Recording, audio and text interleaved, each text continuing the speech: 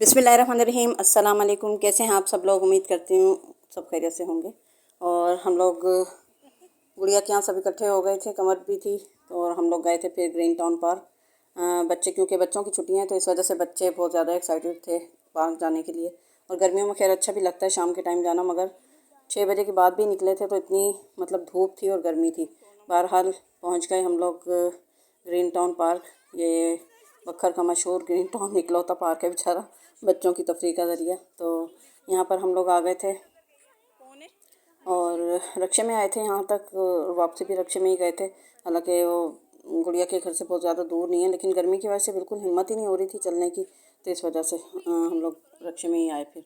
और यहाँ पर काफ़ी मतलब बहुत अच्छे अच्छे पौधे लगे हुए हैं और बच्चों के खेलने के लिए झूले हैं और खाने के लिए चीज़ें हैं, शवरमा, बर्गर, गोलगप्पे और आइसक्रीम वगैरह। तो बच्चे तो यहाँ के ज़ाहिर सी बात है कि खुशी होते हैं, लेकिन गर्मी में वाकई बिल्कुल निकलना बहुत मुश्किल लगता है। और पार्क में भी ऐसा लगता है हमें गर्मी ही लग रही है, क्योंकि पेड़ वगैरह बिल्कुल ऐसे साकत खड़े थे और मेरी इसलिए उर्दू भी सुने आप साथ साथ।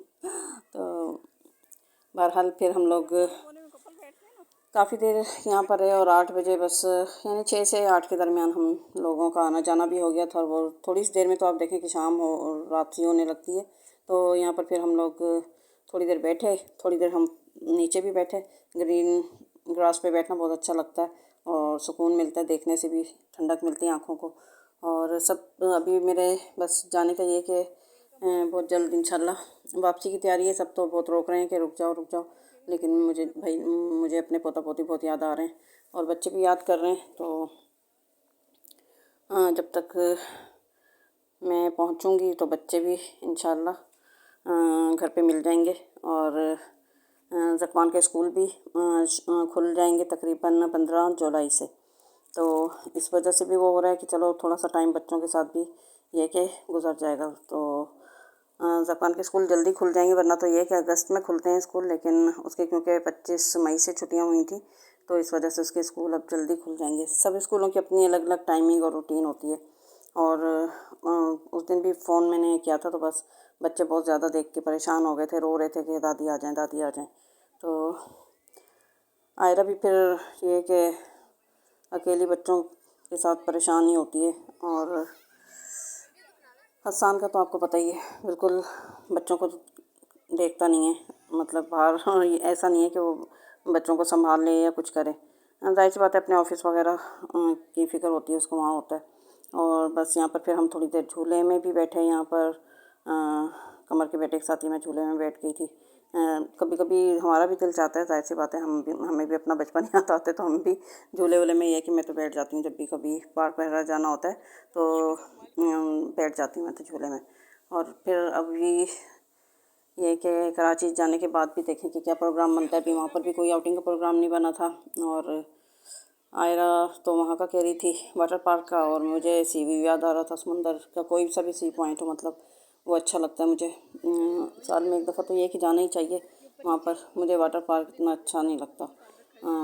तो अब देखें कहाँ जाना होता है कहाँ नहीं। गर्मी क्योंकि वहाँ भी कराची में भी शिद्दत की हो रही है। और जब मैं आई थी जब तो काफ़ी अच्छा मौसम था, लेकिन अभी काफ़ी गर्मी हो रही है यहाँ बखर में भी और वहाँ भी कराची में भी।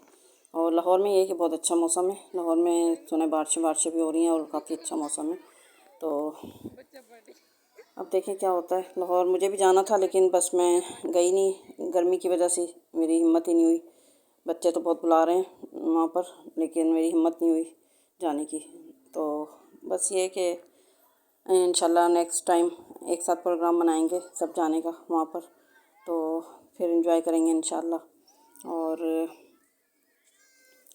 बस शाम होती है देखें लाइटिंग सारी ऑन हो जाती हैं लाइटें, और बच्चे भी खूब, बच्चों ने भी उधम मचाया और हम लोग झूले में भी बैठे। और इस वाले झूले में यमुना और हुरिया और मैं, हम सब बैठे इस वाले झूले में भी, और हमने भी खूब इंजॉय किया। चलें जी, इंशाल्लाह फिर किसी वीडियो के साथ आपकी खिदमत में हाजिर रहूँगी। अपनी दुआ में याद रखिएगा, गर्मी की वजह से आवाज़ नहीं निकल रही है मेरी और अपनी दुआ में मुझे, मेरी फैमिली को ज़रूर याद रखिएगा। टेक केयर, बाय बाय, अल्लाह हाफ़िज़।